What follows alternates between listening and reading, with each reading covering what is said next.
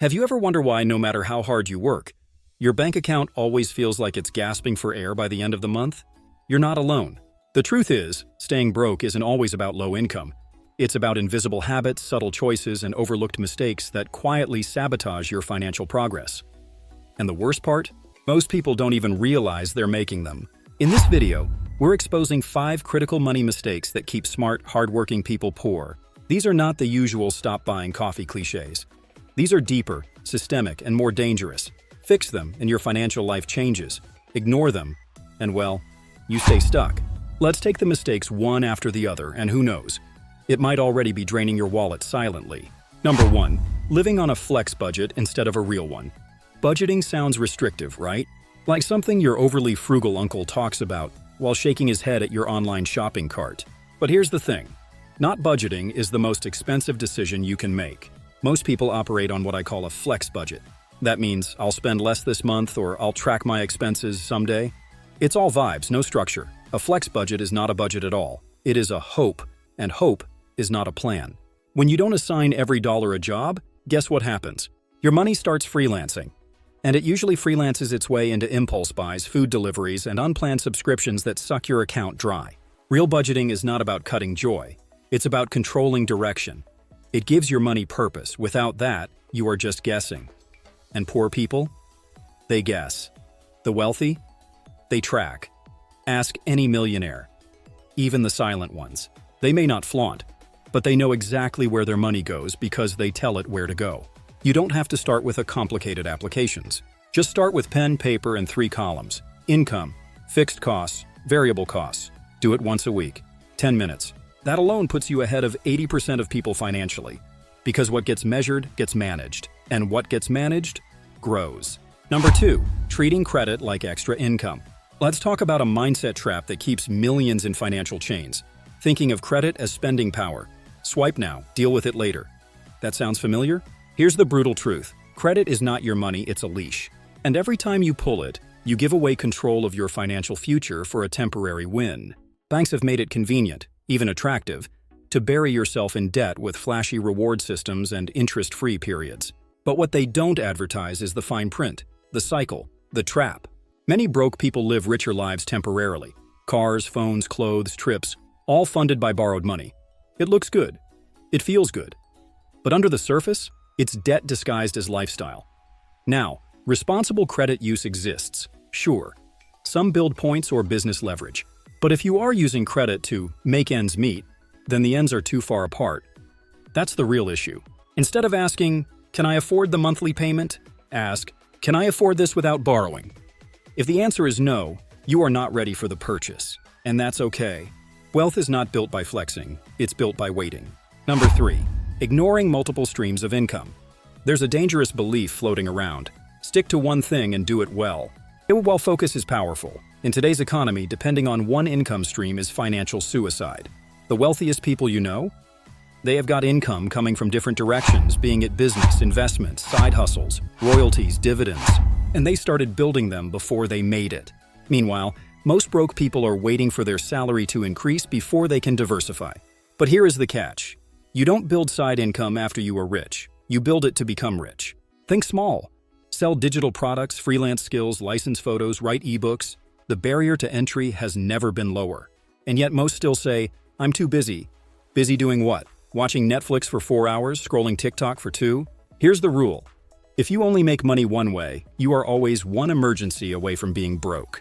But if you build 2, 3, or 4 small consistent income flows, you create breathing room, you create power, and most importantly, you create options. Number 4, thinking you need a lot of money to invest. This one keeps way too many people stuck. I will invest once I make more. But here is the harsh reality. If you don't invest when you're broke, you probably won't do it when you're rich either. Why?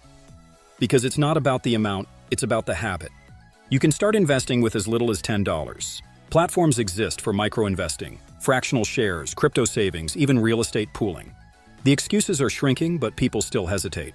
Why? Because they think investing is for the wealthy, the experts, or the guys in suits. But the truth? The earlier and more consistently you invest, even in tiny amounts, the faster compound growth starts working for you. It is like planting a tree. The best time was 10 years ago. The second best time? Today.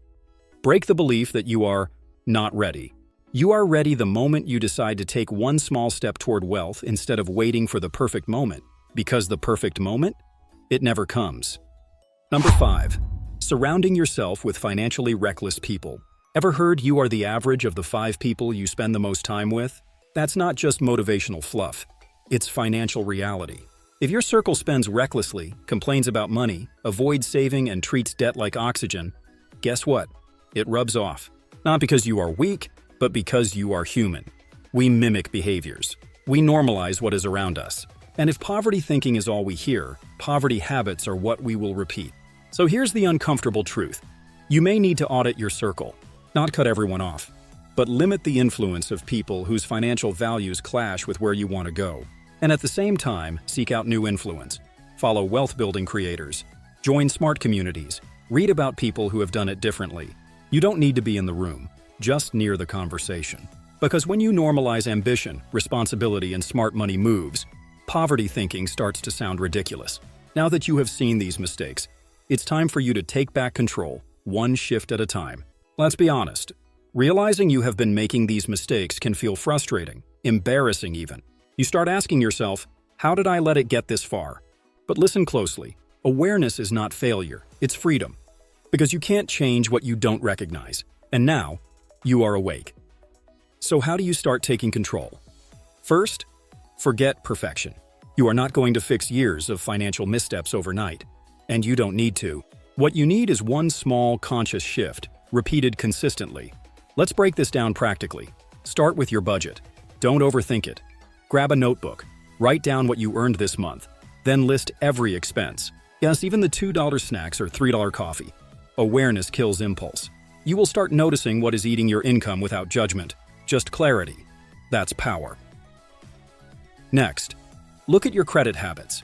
Delete saved cards from your phone or browser. Make borrowing inconvenient for yourself. This single act forces you to pause before every purchase and ask, do I need this, or do I just want to feel good for 5 minutes? Then explore a new income stream. You don't need to make millions, you need momentum. Think, what skill do I have that someone would pay for? Can I design, edit videos, write, tutor, sell an ebook, offer to do one project?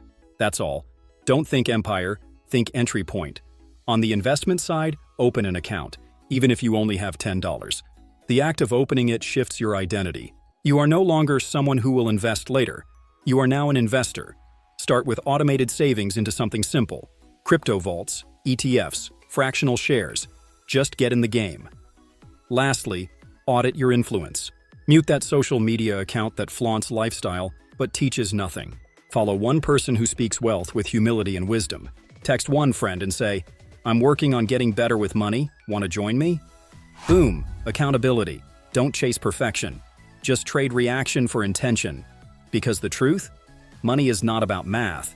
It's about behavior. Every small decision is a vote for the kind of future you want. The broke version of you is comfortable, familiar, but you don't owe comfort your loyalty. You owe your future self a shot. Take it. You don't have to be a financial genius to change your life. You just need to stop doing what keeps people broke. And these 5 mistakes, they are not just concepts, they are traps. Invisible nets that keep people running in circles while believing they are making progress. Break even one of them, and you will feel the shift. Break all 5, and you will start building quietly, strategically, just like the stealth millionaires no one ever sees coming. Thanks for watching. If this spoke to you, don't just hit like, hit shift. Make the change. Don't forget to subscribe to the channel and tap the notification button, because more videos are coming to help you build wealth without flashing it. See you in the next one.